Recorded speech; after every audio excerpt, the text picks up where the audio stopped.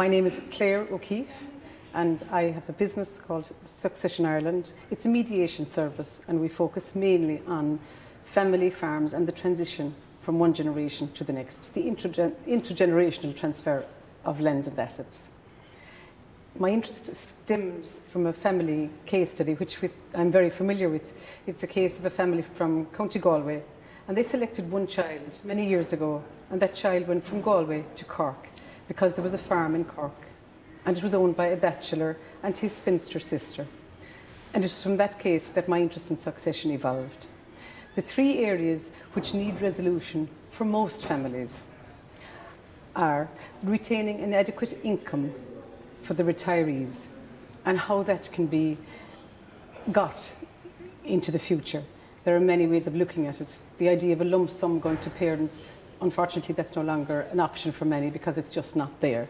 So it may be, can a fill of diesel for the home heating oil be accommodated, or some way in allowing some money to go to the parents through payment in kind perhaps, just to ensure that the elderly are cared for adequately. Managing the transition so that the successors are not overburdened with an unreasonable debt. There's no point in handing on something and putting such a noose around their necks that they really can't work their way out of it or work their way forward, that it's too restrictive. So you've got to give them the freedom to farm. If you're handing over the reins, hand over the horse, step back and let them run it themselves. You've had your chance, your turn, let the next generation have theirs. And treating all of the children fairly. Now, fairly is different to equally, but treating them fairly, be they male or female, the potential successor and the one who just has a passive interest in the farm, but treating them fairly, so that they all feel equally loved and cherished, and that there's no resentment amongst the family members going forward. I suppose the real reason why families contact us is they want to maintain family harmony. They want relationships to be maintained into the future. You know, we can't take it with us. No matter what you own on this earth, you can't take it with you. Generally, there's enough for everybody's need, but there may not be enough if people are greedy. So discuss it while you can.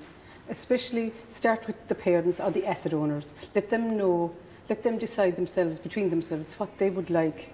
And then once they know, once they're singing from the same hymn sheet, include the other family members. But let the parents, first of all, know what they want going forward and what they think is perhaps manageable. They want an outsider to come in, just to mediate with them what plan they will bring to the family going forward, just to bounce ideas off an outsider. It's confidential, it's impartial, it's non-judgmental.